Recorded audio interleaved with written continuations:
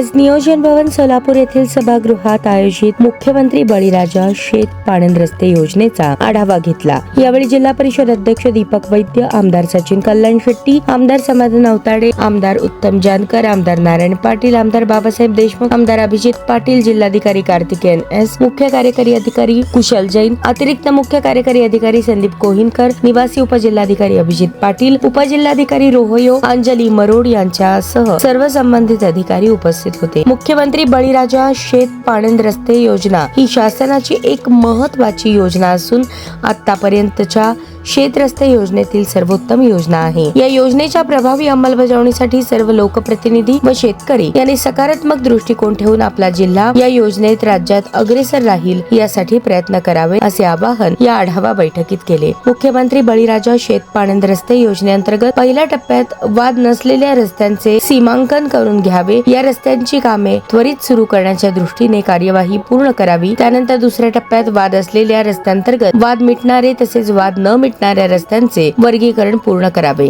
या योजनेअंतर्गत तालुकास्तरीय समितीचे अध्यक्ष, संबंधित तालुक्याचे आमदार यांनी तालुकास्तरीय अधिकाऱ्यांशी चांगला समन्वय ठेवावा व कामाला अधिक गती द्यावी अशा सूचना दिल्या। या योजनेअंतर्गत 1 किलोमीटरच्या रस्त्यासाठी 15 लाख पर्यंतचा खर्च प्रस्तावित करण्यात आला आहे। जिल्ह्यात या योजनेच्या कामांना निधीची कमतरता नाही, त्यामुळे सर्वांनी वाद नसलेल्या रस्त्याच्या कामांना प्राधान्य देऊन तात्काळ कामे सुरू करण्याच्या दृष्टीने प्रयत्न करावेत असेही सांगितले। महसूल व वन विभागामार्फत ही योजना 14 डिसेंबर 2025 रोजी सुरू करण्यात आली असून शेतकऱ्यांना शेतमाल वाहतुकीसाठी मजबूत व सुलभ रस्ते उपलब्ध करून देणे हा या योजनेचा मुख्य उद्देश आहे।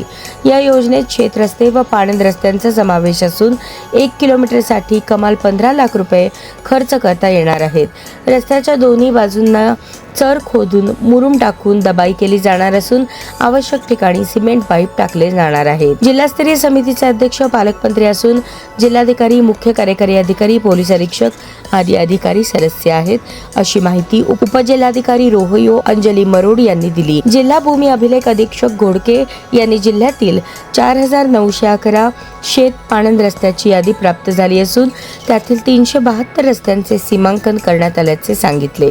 उर्वरित रस्त्यांच्या सीमांकनाची कार्यवाही वेगाने सुरू असल्याचेही त्यांनी यावेळी स्पष्ट केले।